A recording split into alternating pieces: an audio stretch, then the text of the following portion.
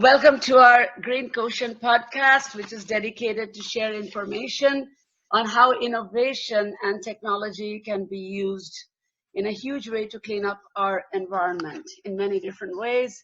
And today we have with us a very interesting special guest who has been taking great initiatives on preventing plastics from getting into the ocean and generating, alternative energy also from the ocean. So we have heard so much about ocean pollution, oil spills, and now plastic pollution is so much in the media.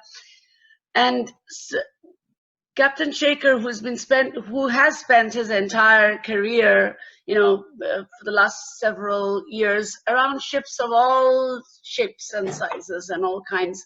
He was in merchant navy, large tankers, and even cruise ships. And he's traveled around the world and seen most of the major oceans of the world. And then, besides many other environmental things that he's doing, cleaning up rivers and ponds is something very interesting that he has been doing. So without much ado, I would like to welcome him aboard, and let's see that, what we really didn't think before, that how to clean up the input, what's coming in to the ocean, stop it right there. And brilliantly, Captain Sekhar has just come up with that idea. So in his company, Alpha Mares, I don't know if I'm pronouncing it right, you founded it in 2010, and then you dedicated it towards improving the marine environment. So tell us more about that how did this brainchild come up and create so much of ripples around? Thanks, Balka, for inviting me. And right. And we believe you shut the taps before you start mopping the floor. When I say that, what I mean is this trash which is coming down the rivers and streams, they are in a very well-defined area. It is easier and cheaper trust me, than when it goes into the ocean and it goes from one coast to the other, it goes across oceans. It's not such an easy task to gather it in the oceans and pick it up and bring it. Right, it's such a large space, yes. It's a very large space, that's right. So it is much easier when it's in a river. And when I saw certain aspects of these problems when I came out from my shipping days, I realized that there is very less technology or knowledge as far as intervening in the water body is concerned. And this is what came to me naturally, because I sit and I close my eyes and imagine these things so many times. So this was the easier part for me to design something for that. So we designed that. Now it's a couple of years. The first prototype we tested in a lake, myself and one of my staff members in 2015 in a small tank here. And we got the result that we needed, and one thing led to the other. And today we have these barriers in 4 cities across about 20 locations. And the last report that I got was it has stopped almost 22,000 tons of trash in 1 year in one river. Wow. Out of 80% is plastics. So I have done my good karma for an entire lifetime. You surely have. So when I saw the pictures that you have something, kind of like a metal grid across the river or part of the river, I'm thinking like a layman, or even my 5th grade students would have liked to imagine it, that it's like a mesh sieve through which all the floating plastic is just stopping, whereas the water is going ahead. So you have the clean water going forward and you are collecting it at this end. So tell us about how you actually bring them to the land, and then what do you do with it? Or how do you even weigh it and know how much, like? Right, Bhargav. Okay, let me tell you, we have limited capabilities. Let me be very candid. So what we do, I'll tell you. We designed a barrier which is floating, so it stops the surface trash. Mm-hmm. In the moving stream, there are three problems you can say broadly: is the surface trash. Then there's a little bit of stuff that is hanging in the middle, or it goes to the bottom, and that moves slowly. And the last is the silt at the bottom. So we decided out of these three, the surface trash is what we can do something about rather quickly. So we designed it. Now, when we designed this, we had two things in mind: that in water, don't go around picking the trash. Let the water bring it to where you want to collect it. Choose that location a little smartly where it's next to a road. And we did exactly that. And the second thing is we said, look, we do not want to spend energy on this collection. If possible, zero energy. And that's what we achieved. So we let the water bring it to the trash. And I don't know if you can see my hand.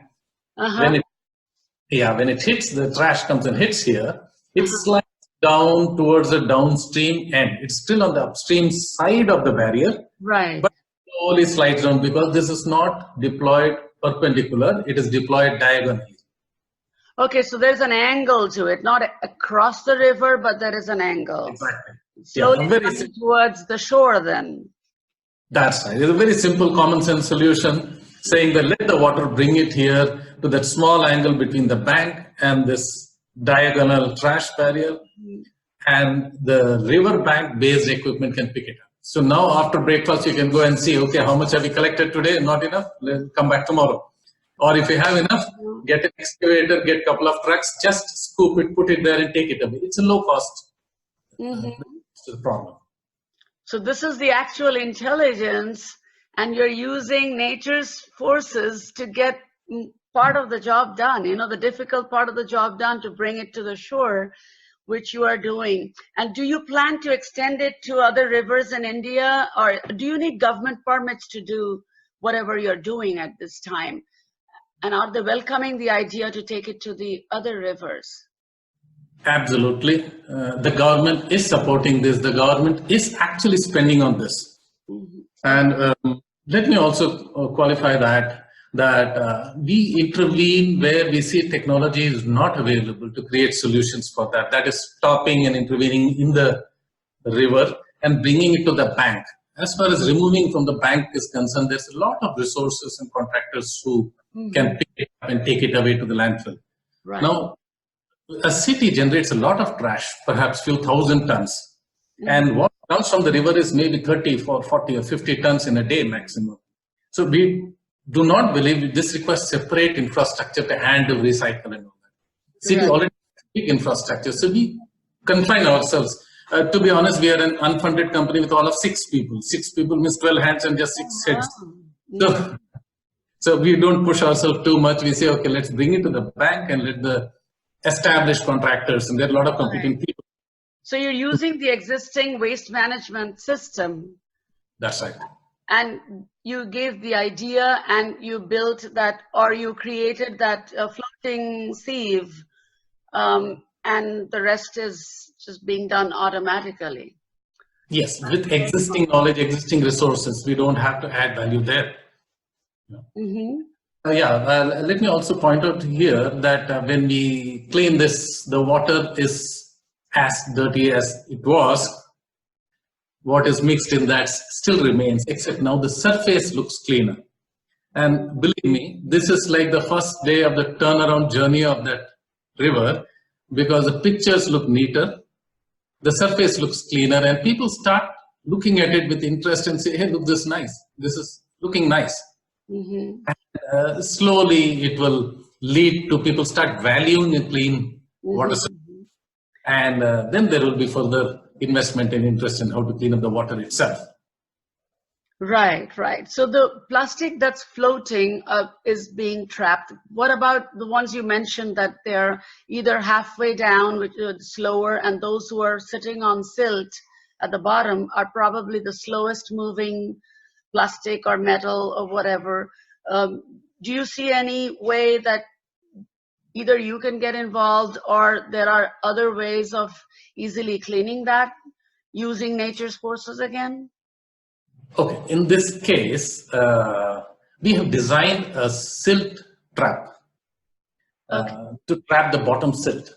So this is again common sense approach, you can say, but we have designed it in the lab level. It has been quite successful, and we have to do the prototypes now and pilot projects. So the silt is a big problem. That is one issue that limits the life of or causes problems in the flow for the streams, for the drains. So what we do is once again find a convenient location, install this, and then mechanically remove the silt so that the cost of trapping and removal becomes low. And you're able to retain the capacity of the drain or stream or whatever. Give it a longer life. So that is one thing we're doing. As far as the trash that goes down, in my experience, it is not so much. There's not so much of trash that comes, but there is, and it accumulates at the bottom. So we have designed a kind of a vacuum cleaner that will work in the water. But as I said, we are a small company, and we don't fire on all barrels all the time. So that is kept for a day. One of these days when we have resources, we will prototype it and do it. We know exactly what we want to do. Right. Once you have the prototypes and the pilot projects, I think you should be giving it publicity, and because nowadays microfunding is happening where if 1 million people give you just $1 each, you have $1 million to implement that. I'm saying dollars because most of my listeners are in America, but you know what I mean, that now they're spreading it thin over many people, so it doesn't hurt anyone, it doesn't burn a hole in anyone's pocket, but it's like a great way of accumulating funding for major projects if people get to know in advance that this is happening, or there's a cool idea that can really help the Earth's water and the ocean's future. So coming back to your project, I was saying that do you have incidents where a flash flood came in, or the buildup was so much that it created a pressure on the floating barriers and didn't behave the way you wanted it to come to the shore? Did you have any upsetting thing due to nature's own strange ways and weather? I won't call it upsetting. It's a learning. Why? Because very interestingly, many of these water bodies, when you ask them what is the speed of water, the speed of water is directly related to the drag forces on this. And we do some modeling also, but the input information is what is the surface speed. And most of these places, people will tell you so many cusecs of water goes past. Most people do not know what is the maximum speed of the water in the peak monsoon. Now and they don't even know the unit. Cusec can make them think like, what? I thought just, it's meters per second or something. Yeah, that's a certain difference in the perspective. They know the volumes that is going past, whereas it's not homogeneous across the water body, and I'm looking at the surface speed. I can go and measure it, but I have to be there on the most rainiest day of the year to know what I have to design for. The speed is maximum. It doesn't happen like that. So sometimes there is a certain learning. And now, no problem. This is all steel and chain and things like that. It withstands a lot. It's not so smart looking, but it does the job beautifully. And we can always, fix it back again, and it doesn't get washed off. Nothing to worry. It has withstood some good. Oh, wow, that's good. That's good. So you haven't had any that kind of learning experience where I said, "Oh boy, we have to redesign" or anything? No. Not at all. See, the basics, if I close my eyes, I can see very clearly. Sorry, can you come again? I close my eyes, I can see very clearly. Before 6 o'clock, I get up in the morning on my bed. I'm imagining these forces because I have lived with the water, the waves, and right. So I can see how I should approach the design. And very interestingly, I will tell you, Balaka, is that when you go into a dead end or a corner, as far as design goes, we design many other things. I always think about the human being. That is, if I were to use my hand to do something like this, how would I do that? And then I open my eyes and see whether I can design a machine that can behave like my hand. And you really appreciate the way the human body is so beautifully designed. It's amazing. That's true. That's so true. So tell me, we are very interested to know what made you turn to think. You were in the oceans, sailing in ships. What made you think that you would need to do something like this? What's that big? Yeah. See, when I was sailing in the ocean's beautiful. And for all this talk of Great Pacific Patch and all the plastics floating around, you really don't see from the wings of a bridge of a ship. This ocean is quite large. Occasional plants will float by in shallower waters when there's been a storm there. But besides that, you don't see any trash floating in the oceans. It's only when you come into a river or, when people are there, and then you start seeing these patches of trash and you don't like it. Now I said, so when you say that you don't see trash in ocean, and even on TV when you see ocean, it looks beautiful, but we are hearing that there's an immense amount of plastic in the ocean now. So if you could explain that from the deck of a ship, what you don't see, it still exists, right? Somewhere. Yes. Yeah, see, in the twilight time, morning and evening twilight, I've seen hundreds of dolphins swimming with us and jumping up and down. It's a beautiful sight. Money can't buy that. But I have read a lot about what is happening below the surface. The researchers, I do suspect that the data points are not very much, but they've extrapolated. But there seems to be a serious problem with the amount of plastic that's going into the ocean. And going to the bottom, I read somewhere the Mariana Trench, the deepest part of the ocean, has found plastic. So that's kind of an indicator how big the problem is. And I would really hate it if the oceans, if we stop seeing fishes there.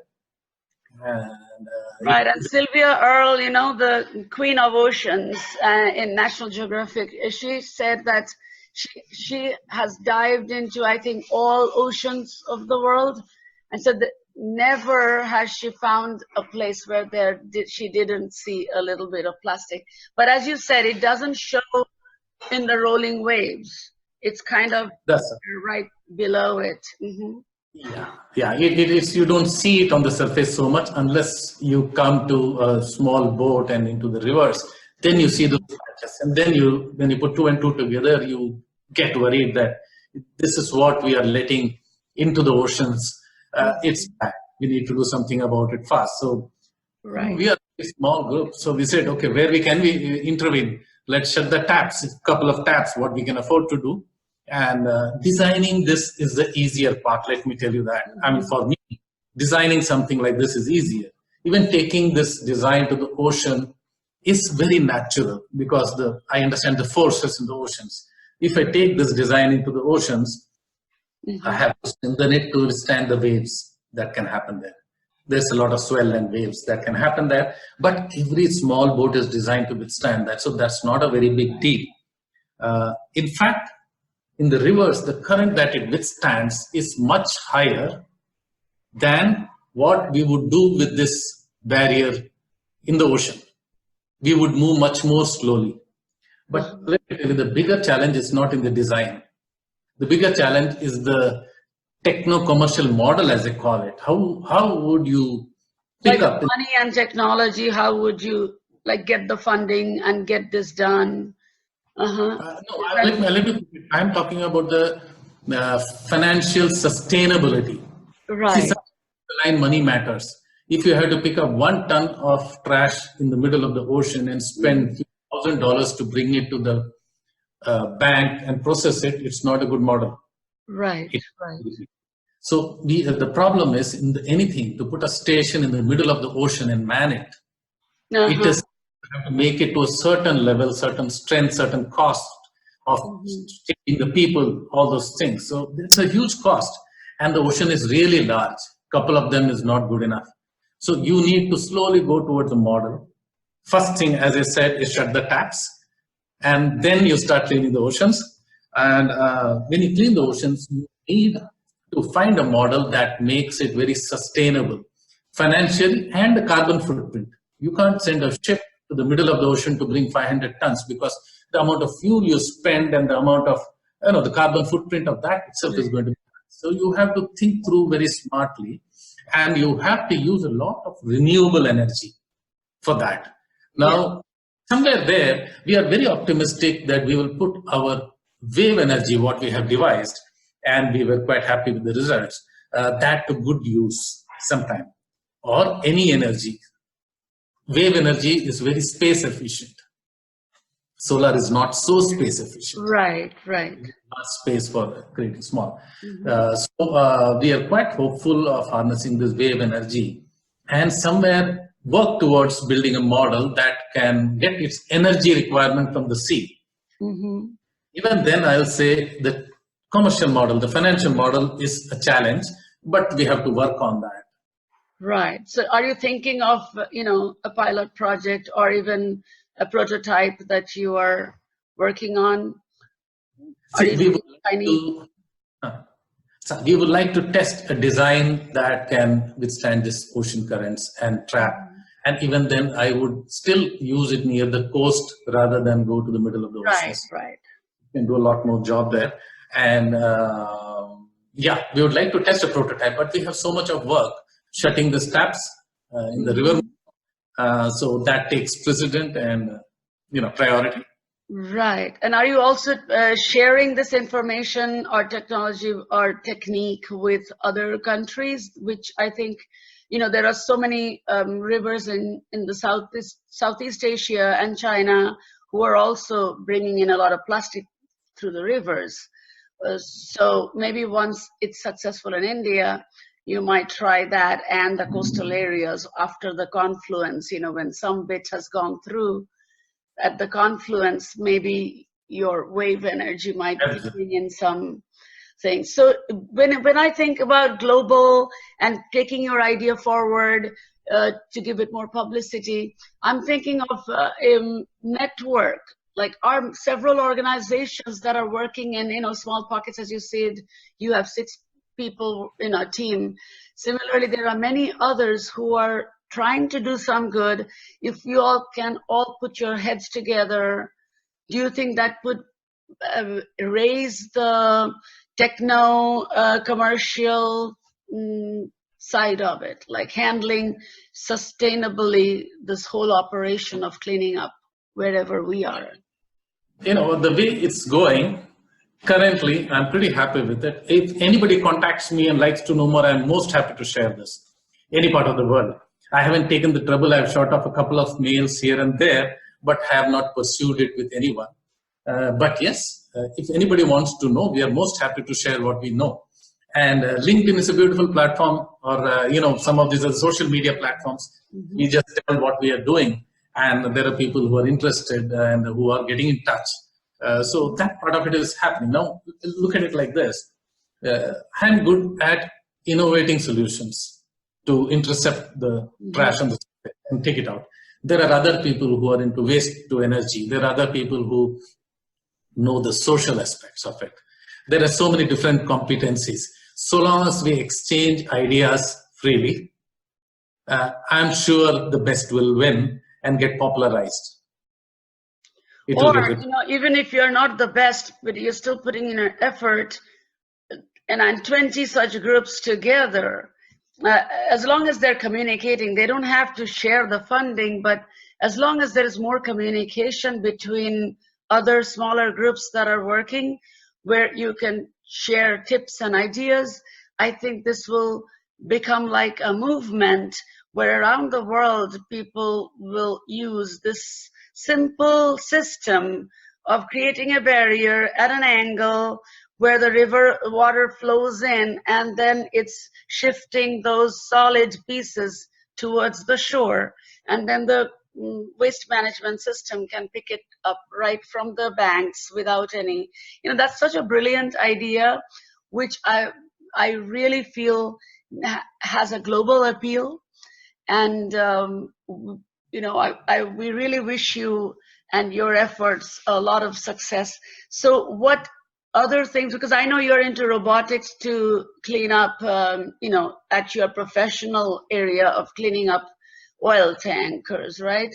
So do do you see any possibility of using AI or that kind of computerized technology to take it one step further, or or do the little communication, or like making a larger, simpler process with tidal waves and those technologies to make it happen, make it more sustainable? Do you see that as a vision?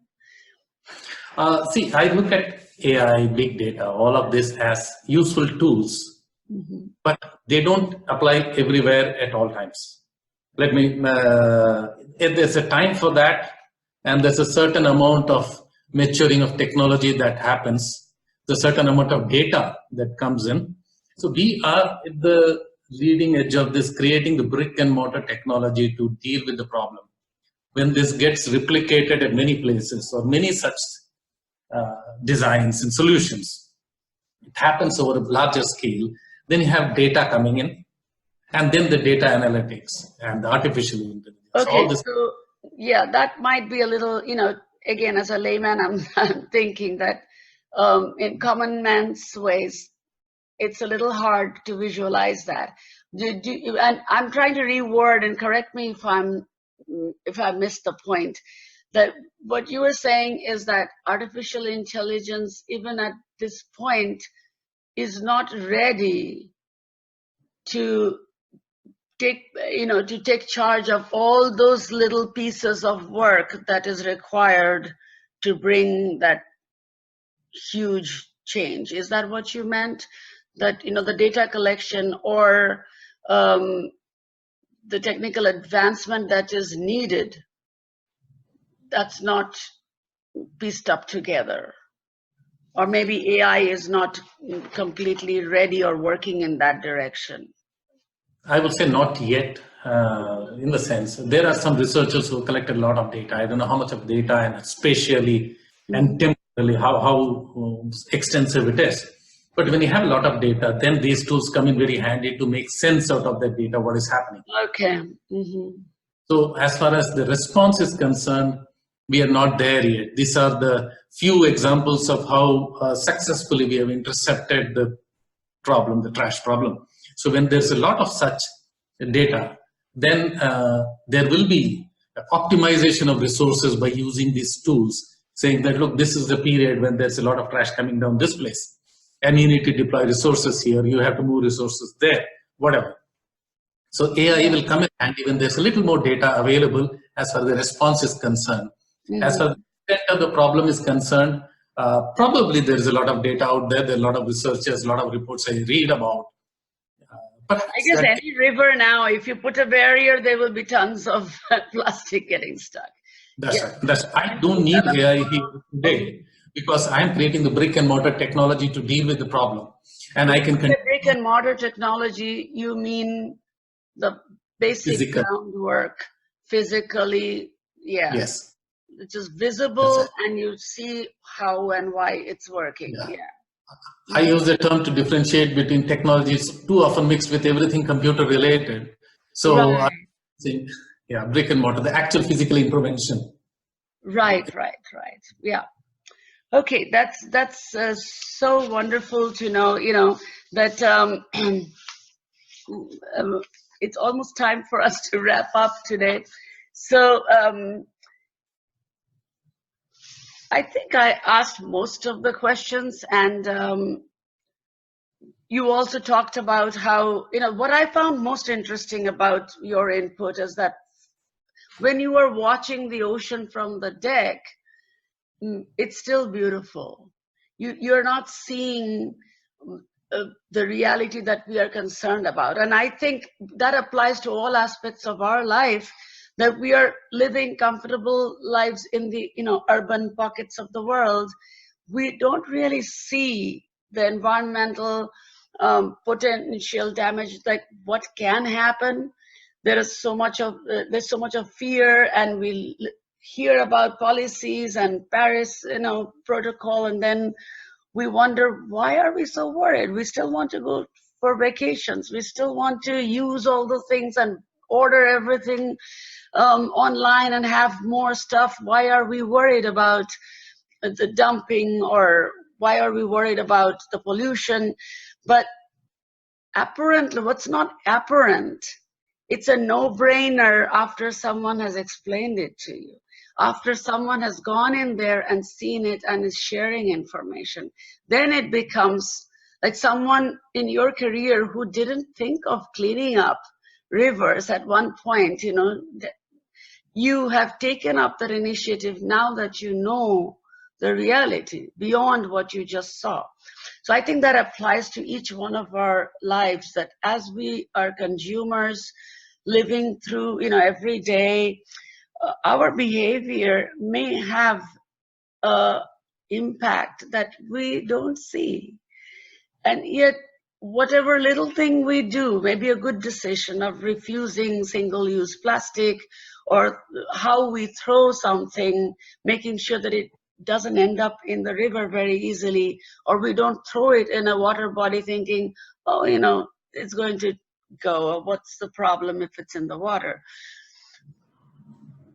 I think what you have done is amazing, and I hope that more and more rivers, AI or not AI, will take this, as you said, bricks and mortar, direct intervention, the simple method, which will help clear up sweet water, because the river water and pond water is drinkable, usable if it is filtered. So before it reaches the oceans, if it's clean, I think it's more usable by the human community as well. So all the best for your ventures, and I hope to see more of your projects in the news very soon. Okay. Thank you, Balaka. Thank I you. like Thank to you. add one small thing. Sure. Culturally, we have to change what is normal for us, because currently seeing the trash in the water bodies, unfortunately, had become normal. It didn't shock people Yeah, anymore. we are used to it. Mhm. Yeah, so that's the sad part. What happens is you may not throw trash when you walk into a nice hotel lobby, but outside, if there is a little bit of heap of trash, people may not think twice about throwing an empty cigarette packet there. Mhm. Change that. We have to change what is normal. And sometime back, when I hung up my boots at sea and then came back, Mhm. I realized, I was talking to my friends, I said, look, no one is going to come and clean up our mess. It's you and me who have to roll up our sleeves and get going. We have to do something. And Absolutely. my life is going past. I cannot wait for the last guy to be educated before I stop my criticism over beer and get up and do something. I have Mhm. to do it today. We have to change the numbers of people who believe this can be changed. There's a lot of fence sitters who come to your side. You convert a lot of people to start believing that, yes, let's maintain it better. Mhm. So, yeah, that's what made me move. Trust me, I have earned very less compared to what I was earning, but it's immensely satisfying to see the success, and you're making a difference. Absolutely. Absolutely. And it's not money that always defines success. It's, your thought, Yeah. your belief in what you do. And you are so right about saying that we are now, this is a new normal, the plastic in the river, or there's a lot of a trash pile that's just lying there. And then we don't mind making it dirtier instead of changing ourselves and That's bringing ourselves back from that brink.